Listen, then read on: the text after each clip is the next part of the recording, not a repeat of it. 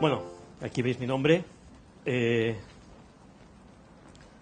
empecé hacia el año 86-87 a tratar pacientes obesos de una manera casual que no os contaré, que fue ciertamente graciosa, bueno, pero que me llevó a tratar al paciente obeso, a tratar la obesidad.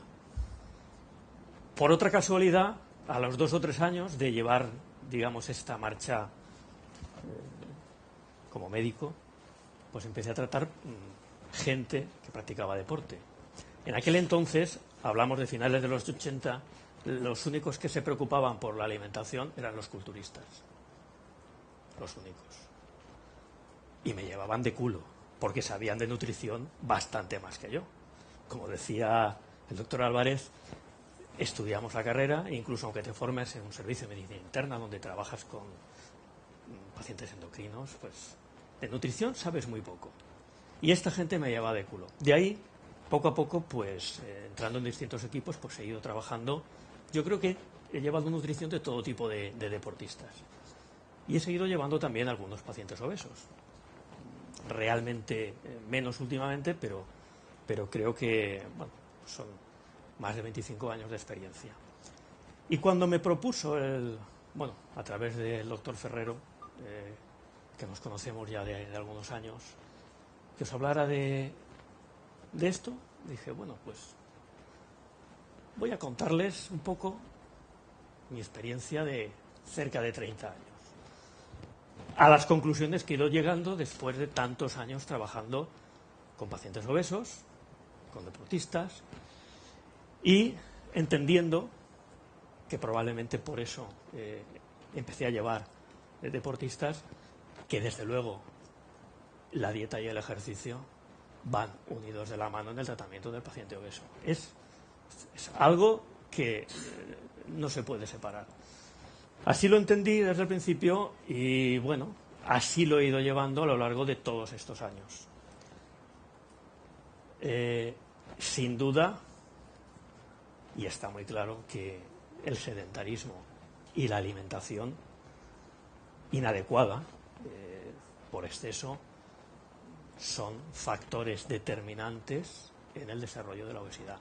Sin duda, hay factores genéticos, últimamente se está investigando mucho, está el tema de los obesógenos, muchas cosas, pero en el 80 o el 90%, incluso probablemente más, de los pacientes que recurren a perder peso por un problema de obesidad, el sedentarismo y la alimentación excesiva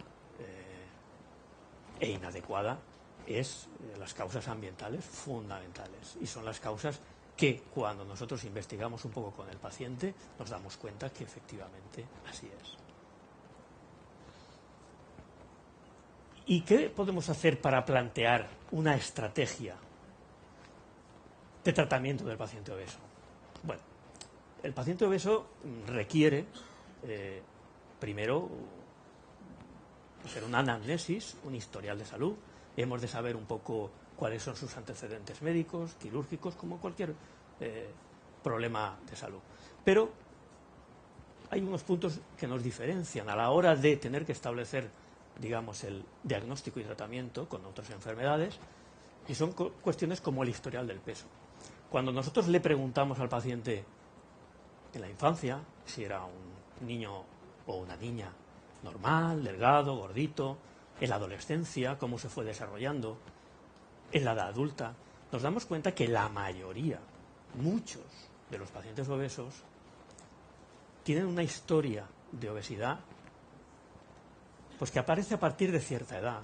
Y es muy típico que te cuentan, pues que cuando dejan la universidad, empiezan con su trabajo, se casan, hombres, mujeres, las mujeres, los embarazos, empiezan a ganar peso. Y ese peso, la verdad es que estas navidades 1 kilo, en vacaciones 2, pasan 20 años, te encuentras con una persona de 40 que pesa 30 kilos más que cuando estaba estudiando, cuando terminó la mili, cuando se casó. Es una historia muy frecuente y es importante conocerlo, porque cuando te encuentras con pacientes que arrastran un problema de sobrepeso desde la infancia, pues va a tener un manejo un poco más complicado. Entonces, ese es el segundo punto, pero el primero importante que tenemos que conocer cuando nos enfrentamos con un paciente obeso. Luego viene la encuesta de actividad. Nos hemos de meter en la vida del paciente. Hay que interrogarle. ¿A qué hora te levantas? Es decir, ¿qué hace, durante cuánto tiempo y cuándo lo hace? ¿Cuándo se levanta? ¿Qué tipo de trabajo hace? Si es un trabajo sedentario, si permanece mucho tiempo sentado. Eso es muy importante para saber cuál es su actividad cotidiana, cómo se desplaza, el horario de sus comidas es muy importante también para ver cómo se relacionan a lo largo del día con su actividad, sus aficiones. Pasear el perro, a lo mejor, puede ser una afición y desde el coche. Pero esto es muy importante, saber qué actividad cotidiana tiene. Hay otra cosa muy importante, que los que trabajéis con dietética y nutrición sabéis que es la encuesta dietética. La encuesta dietética se puede hacer de varias formas. Puedes decir al paciente que te haga un registro de lo que ha comido en la última semana, todo lo que ha comido, lo que ha bebido, con 3 días. Yo soy partidario, por ahorrar tiempo, de hablar con el paciente cuando llega a la primera visita a la consulta, que te describa qué es lo que come, cuándo lo hace, y con eso vas estableciendo un poco un cuadro de su tipo de alimentación. Aunque es un tópico, es muy típico. Es decir, un desayuno muy pobre, esto es muy frecuente, una comida más o menos copiosa, toda la tarde sin tomar nada, y llega la noche y una cena abundante.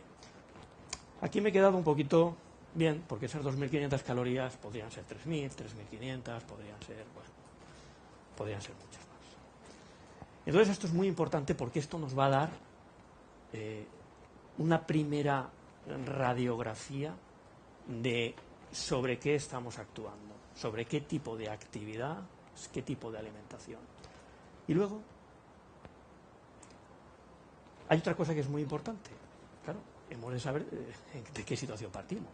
Es un paciente más o menos obeso, pero no podemos quedarnos solo con el peso. El peso es un dato antropométrico y es uno más. El paciente te insiste, él quiere perder peso. Ahora veremos los objetivos, él quiere perder peso. No entiende muy bien lo que le estás contando de que hay que saber cuál es su composición corporal. Y yo no entiendo el manejo del paciente obeso sin hacer una antropometría y sin saber cuál es el peso total, el peso graso, el peso muscular, el peso óseo y el peso residual. Al menos el porcentaje de grasa, solo. Pero si sabemos todos los factores, bien, mejor. Necesitamos programas, necesitamos una cierta práctica. ¿Por qué? Porque el peso, como bien veis ahí, 60 kilos, pueden ser de una manera y pueden ser de otra. Disculpen las señoras, pero es que es la única imagen que he encontrado. Hubiera puesto un caballero, pero era esta. Bien, creo que es bastante... determina bastante cuál es la situación. Hemos de saber cuál es la composición corporal. Porque esto, como veréis, luego yo os contaré, nos va a permitir llevar un seguimiento mucho más fino. Saber solo el peso, nos quedamos con parte de la información para hacer el seguimiento. Aquí os he puesto una fórmula muy simple, es la fórmula de Yuhasz modificada, no sé si la conocéis. Es una fórmula muy simple, que suma de 6 pliegues, el pliegue de tríceps, subescapular, suprailíaco, abdominal, muslo y pierna. Con esos 6 pliegues sumados, aplicamos multiplicamos por 0,1051 y aplicamos un coeficiente.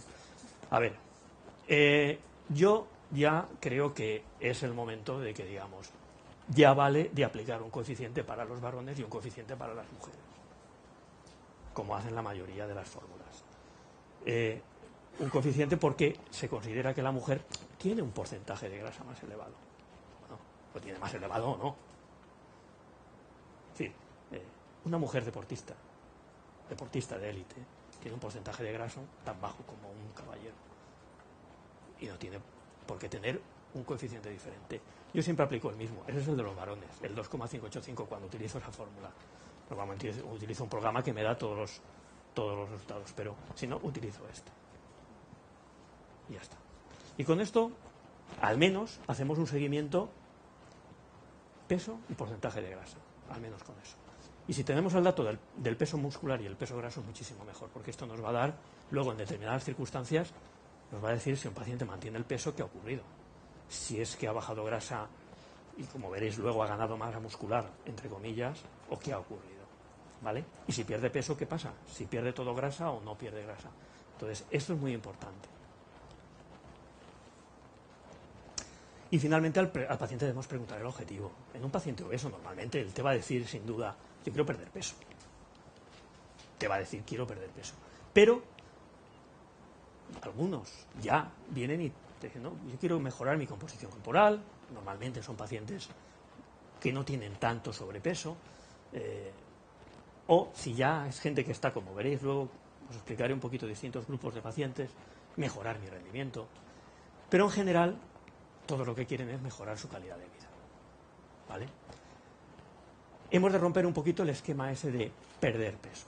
Y esto es una lucha que tienes con el paciente. Perder peso. Vale, perder peso no. Vamos a mejorar la composición corporal. Bien, nosotros sabemos el estado de salud general del paciente, el historial del peso, la encuesta de actividad, la encuesta dietética, la composición corporal y el objetivo. Y con esto tenemos el perfil del paciente obeso. ¿Por qué? Pues porque ya creo que está claro que eso de sacar la dieta de 1500 calorías del cajón, eso ya está, vamos, si alguien lo sigue haciendo, lo siento, pero no.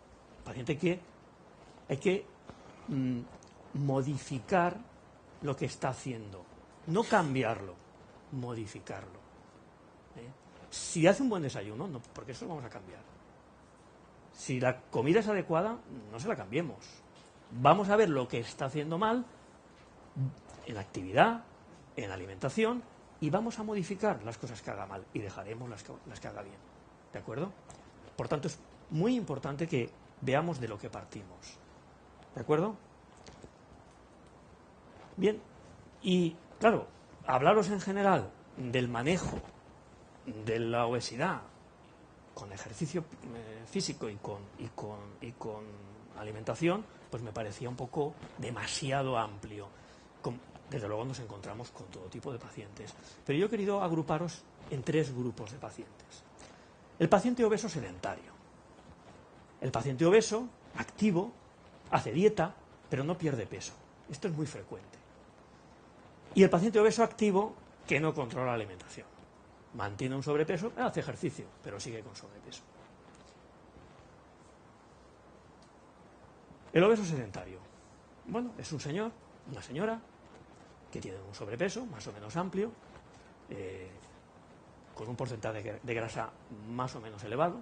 Yo no hablo como os decía antes, para mí el IMC no tiene ningún sentido, yo siempre hablo de porcentaje de grasa. Para mí un porcentaje de grasa puede estar elevado a partir de un 15-16% con fórmula de Follner, por ejemplo. Por debajo del 15% podríamos considerar que es una situación normal. Nadie con un 15% se ve perfecto. A la gente le gusta más un 12, un 13, bien, pero podríamos estar por ahí. Bien, cuando al paciente obeso le preguntamos qué hace y qué come, más o menos te puede dar pues un desayuno con unas 100, 150 calorías, a veces menos. Es muy típico la persona que se levanta, toma un café y ya no toma nada más. Puede haber un almuerzo, o no, y directamente hay una comida que a lo mejor es una comida abundante, pues pueden ser 1200, 1500 calorías, y sobre todo la cena. La cena es normalmente desmesurada. ¿Por qué? No solamente porque ha pasado mucho tiempo sin tomar nada, sino porque muchas veces uno llega a casa, se relaja, el estrés de todo el día, pues empiezas a... No solo te comes la cena, sino que picas un poco, vas comiendo. Bien. En cuanto a su actividad, pues el paciente te cuenta que se desplaza en coche, por tanto, no camina. Su trabajo es un trabajo sedentario, la mayoría de los trabajos hoy en día pues, son sedentarios. Trabaja de 9 a 2, come de 2 a 4, por la tarde sigue trabajando y se va a su casa en coche, llega a casa, se ducha, se pone el pijama, se tumba y el único ejercicio que hace es apretar el botón del mando a distancia de la televisión. Hace su cena abundante y ese es el perfil más o menos que nos encontramos con un paciente. Su objetivo es perder peso. Él te lo dice así de claro, yo quiero perder peso. Y nos encontramos que tiene un porcentaje de grasa, pues vamos a irnos, pues a lo mejor el 20, el 25 o el 30%. Entonces, hemos de plantear una estrategia. Yo siempre digo que el paciente obeso no se trata. Primero, se consensúa con él lo que vamos a hacer. Es decir, vamos a planificarle un poco la vida. Vamos a hablar lo que tiene que hacer y le proponemos estrategias de actividad. Hay que tener en cuenta que, bueno, el doctor Álvarez hablaba antes de que esto de recomendar caminar o bicicleta, que hay que, de acuerdo, pero un señor que el único ejercicio que hace es mover el ratón o apretar el pulsador del mando a distancia, como le propongamos hacer ejercicios de fuerza, creo que lo primero, si conseguimos que vaya andando al trabajo, ya hemos dado un paso muy grande. Si conseguimos que por la tarde, cuando llegue a su casa, se vaya media hora a caminar, ya hemos dado un paso todavía más grande. Y si conseguimos que se compre una bicicleta, aunque sea una bicicleta estática, y que al menos durante 6 meses sirva de bicicleta y no de perchero, el paso que hemos dado es muy grande. Luego ya propondremos otras cosas, pero de entrada vamos a intentar si por lo menos esto lo conseguimos. Sobre todo porque entiendo que este grupo de pacientes es un grupo de personas que tienen un gran sobrepeso y por el tema articular que también se ha mencionado, pues tampoco debemos someterlos a una sobrecarga articular elevada. Por tanto, caminar o bicicleta, y hay que tener en cuenta una cosa. Cuando nosotros planteamos un programa, una estrategia de ejercicio físico, cuanto más pesa el paciente, más gasto energético hay por minuto. Caminar a un buen paso, pues puede suponer, por ejemplo, en el ejemplo que os he puesto, 92 kilos caminando 60 minutos a unas 7,4 kilocalorías por minuto, pues pueden ser unas 450 calorías de gasto energético. Hay que pensar que vamos a establecer un ejercicio de muy baja intensidad, frecuencias cardíacas entre 110, 130 o menos incluso, y ahí lo que vamos a pretender o vamos a intentar es que haya un predominio en la utilización de los ácidos grasos como combustible, ¿vale? De entrada es lo que vamos a intentar plantear. Con este tipo de ejercicio de baja intensidad, con un predominio de ácidos grasos en la obtención de la energía, no vamos a necesitar planificar cuándo vas a hacer ese ejercicio en relación con la alimentación. Puede hacerlo en cualquier momento del día.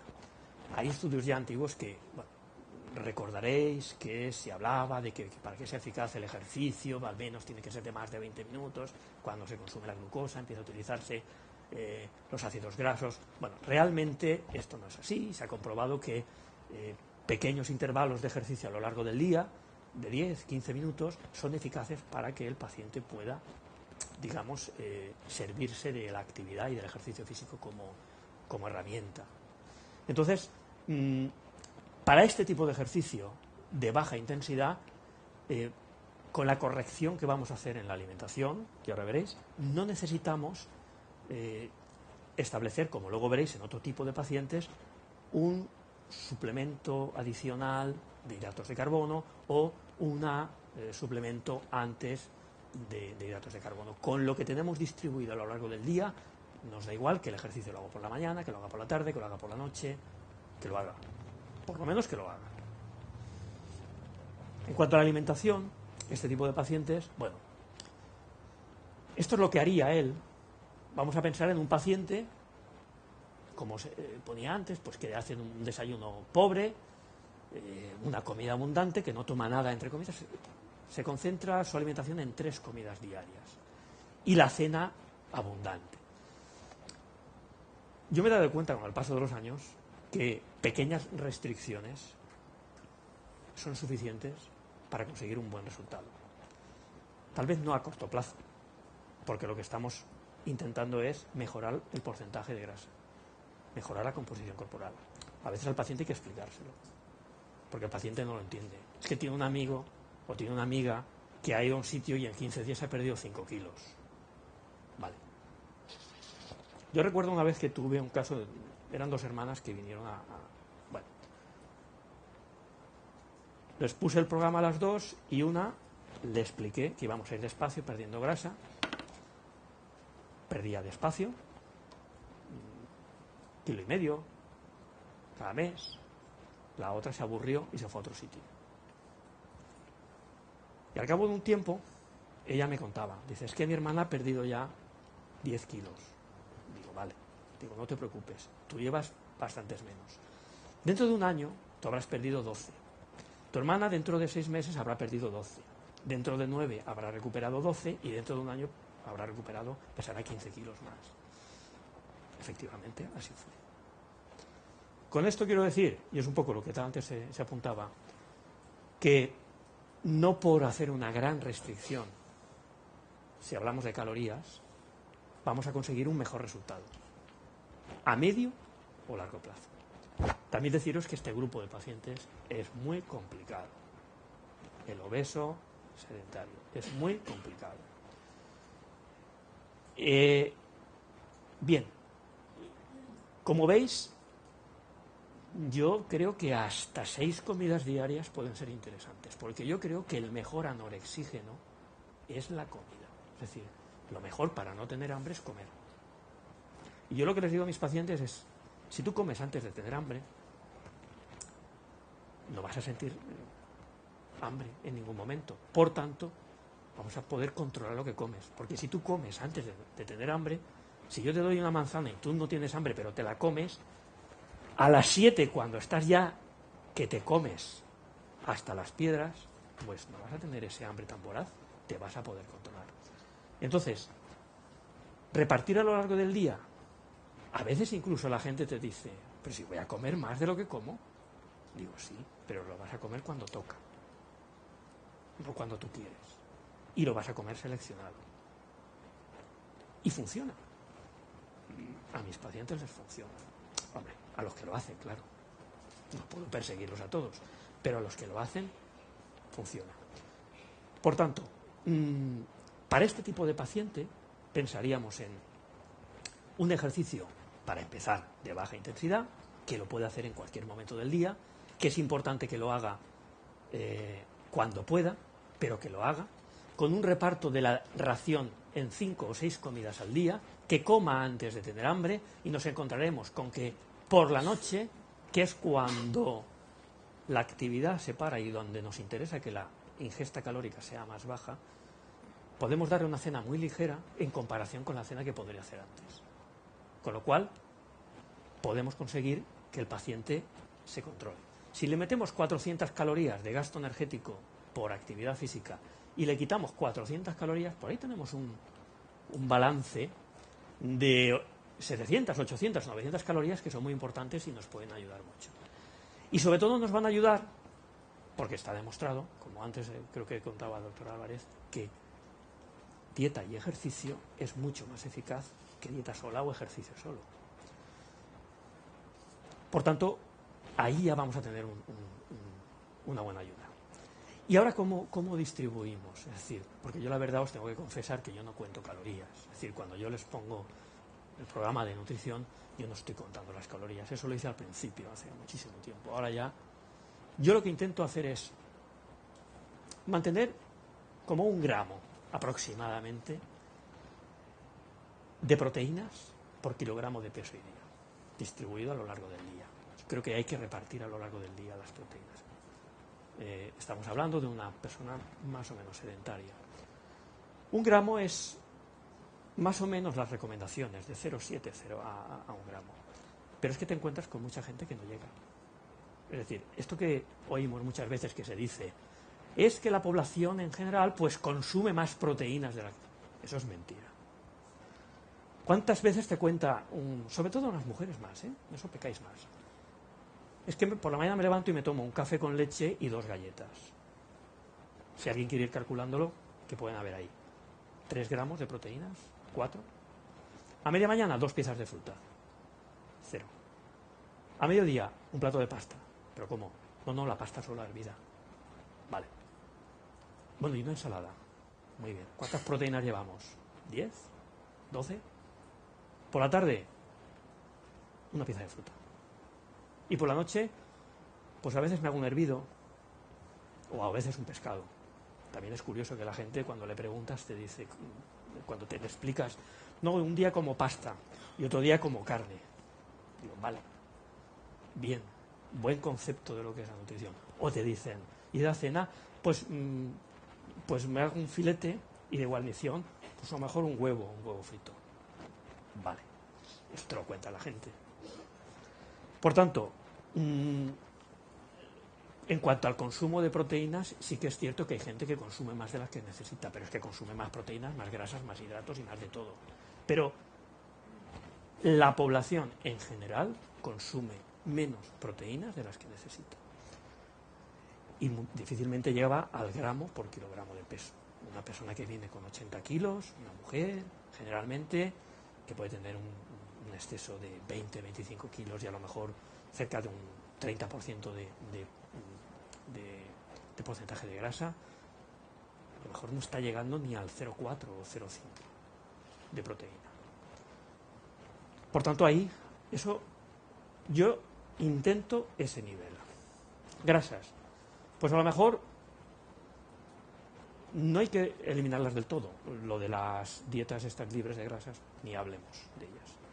Yo creo que entre 0,8 y 1 gramo por kilogramo de peso y día, que normalmente hay que reducir sobre la ingesta que toma, es lo conveniente. Yo lo que suelo hacerles es, utilizo alimentos bajos en grasa y luego añado aceite de oliva, con lo cual consigo suministrar esa cantidad de grasas, pero de unas grasas adecuadas y las que me interesan. Y luego con los glúcidos, ¿qué hacemos con los glúcidos? Bueno, ya sabéis toda la moda que ha habido desde la dieta de Atkins para acá en la eliminación de los glúcidos. Vale. Bueno, pues yo creo que la cantidad de glúcidos que debe ingerir depende de la actividad que haga esa persona y de lo que nos diga la encuesta dietética. Aquí es muy importante la encuesta dietética, porque esto nos va a dar una... Es decir, vamos a ver cuántos está ingiriendo, vamos a ver qué conseguimos que haga y entonces le vamos a poner un determinado nivel de hidratos de carbono. Desde luego yo nunca llegaría en un paciente de este tipo a un 60 o un 70% de hidratos de carbono. Yo me quedaría un poco por debajo. Esos hidratos de carbono deben ir repartidos en todas las comidas. Yo es lo que hago. Y debemos de disminuirlos a partir de la merienda. Desde luego utilizarlos de bajo índice glucémico, para que la respuesta insulínica sea lo más... Es decir, deberíamos de mantener pues unas cifras bastante regulares de glucosa en sangre, de insulina, sin que hayan picos y todo eso que sirve también. El paciente tiene menos hambre, tiene menos oscilaciones en sus niveles de insulina, de glucosa y por tanto la sensación de hambre también se controla.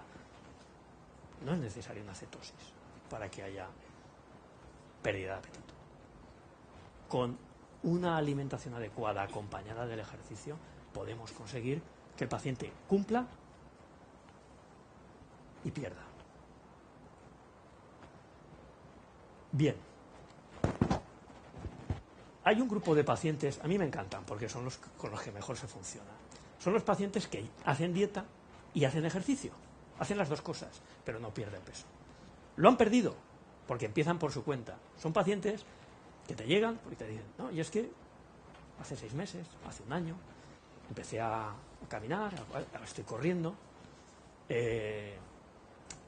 hago una dieta que me pusieron, o que me he hecho yo por mi cuenta, o que me han dicho, bueno, pero es que llevo ya 3 meses o 4 meses que no pierdo, estoy estancado y además no me encuentro bien, no hago bien. Es una persona que te encuentras con que a lo mejor su dieta consiste en, bueno, un desayuno que a lo mejor es un poco mejor que el que hace una persona que va un poco comiendo lo que le apetece. Hace una comida que muchas veces es una ensalada y una carne. y hace una cena que también es algo parecido.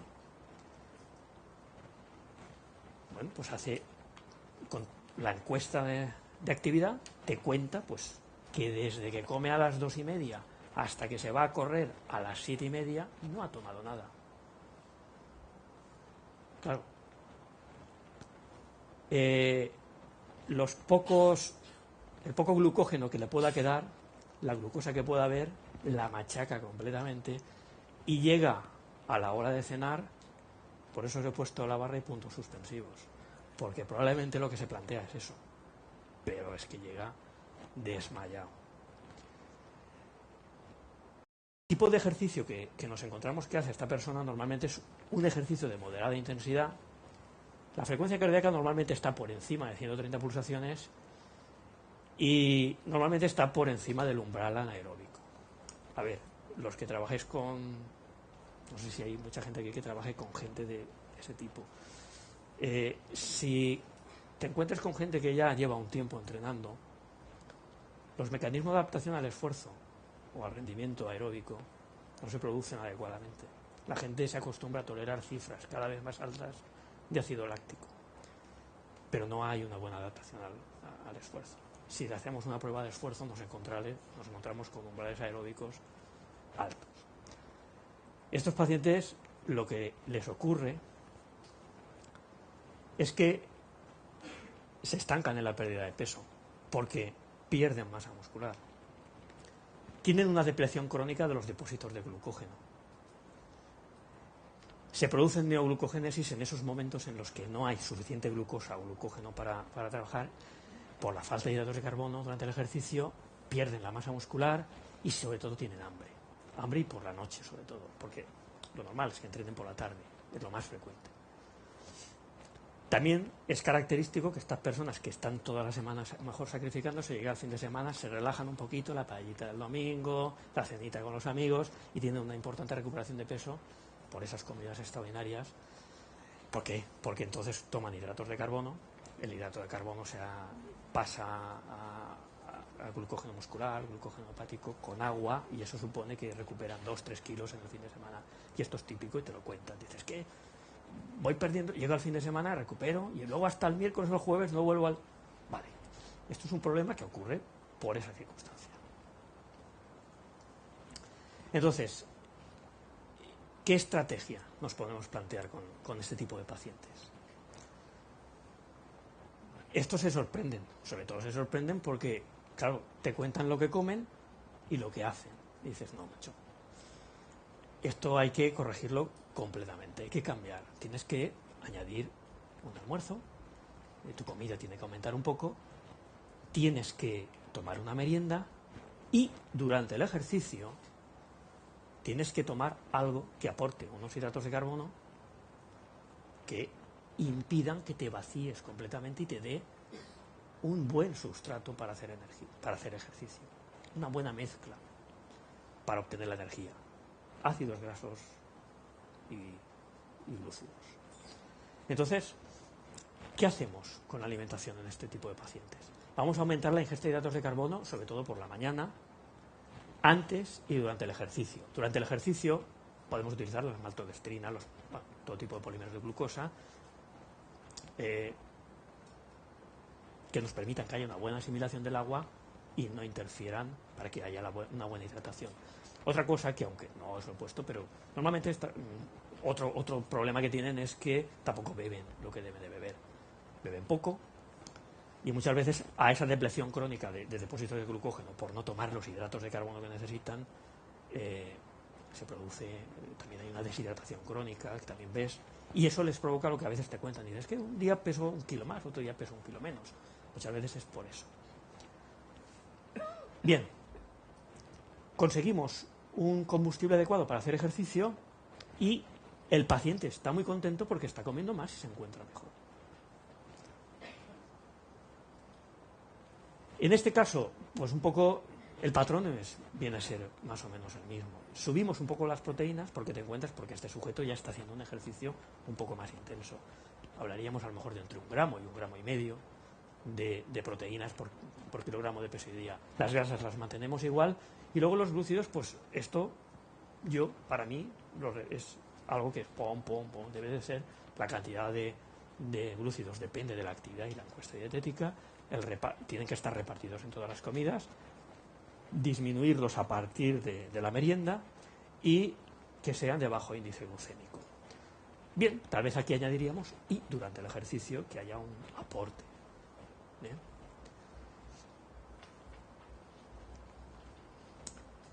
Bien, ¿qué conseguimos con estos cambios que le proponemos al paciente? Le hemos propuesto mejorar su alimentación, le hemos añadido los hidratos de carbono, sobre todo durante el ejercicio. A veces le hemos tenido que corregir un poquito el entrenamiento, porque está haciendo un entrenamiento a muy alta intensidad. En ocasiones a estos pacientes, como tienen una pérdida de masa muscular, es cuando sí que es muy bien recomendarles, pues mira, 2 días a la semana o 3 días vas a hacer un ejercicio de fuerza.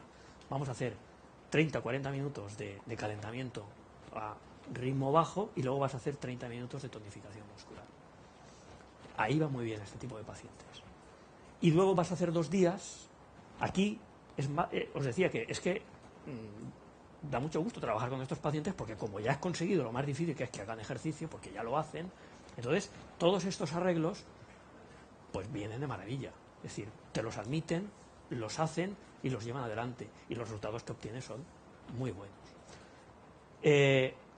Conseguimos aumentar el rendimiento, se encuentra mejor, entrena mejor, aguanta mejor, aumenta la masa muscular neta, es decir, realmente de masa muscular, y también porque recuperamos los depósitos de glucógeno. Con esto hay que tener cuidado, porque cuando viene el paciente, si solo lo pesáramos, te encuentras que el paciente a lo mejor tenía que haber perdido X número de kilos y resulta que no ha perdido nada. Aunque ya te ha dicho, oye, que me noto que el pantalón ya me aprieta menos. Me noto una pérdida de volumen. Lo pesas y pesa lo mismo. O pesa medio kilo menos, o pesa medio kilo más. ¡Uy! Dice, el caso es que yo me había pesado y digo, pero será mi báscula. Dices, no, tienes que explicarle. Mira, lo que ha ocurrido es que hemos hecho las cosas bien. Tú tenías esta situación y ahora tienes esta. Y cuando le mides los pliegues y le das el porcentaje de grasa, le dices, mira, has bajado 1 punto de porcentaje de grasa, o has bajado 1,5 puntos. Mira tu peso muscular, tienes 1 kilo más, y tu grasa tienes 1 kilo menos. De todas maneras, el paciente se queda, sí, pero ¿y el peso? Vale. Entonces, como os decía antes, estos pacientes son los que dan mejores resultados. Son los que se trabaja más a gusto, fuera de lo que es un deportista élite, pero con estos pacientes se trabaja muy a gusto porque hacen las cosas mejor. Bueno, y os he puesto otro tipo de paciente. Este es lo que llamo los obesos activos, pero que no hacen dieta. La gente que practica deporte, pero pasa olímpicamente. El estereotipo sería un corredor o un cicloturista. Generalmente un cicloturista. Sale 2 o 3 veces, a lo mejor, con la bicicleta entre semana, y el fin de semana hace las salidas largas con la peña, 4 o 5 horas, y sus polímeros de glucosa y sus maltodextrinas pues son eso y bien preparados, ¿vale?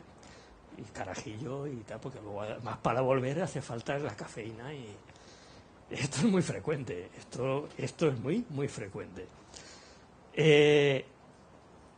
Son pacientes que mantienen un sobrepeso a pesar del ejercicio que hacen, a veces bastante.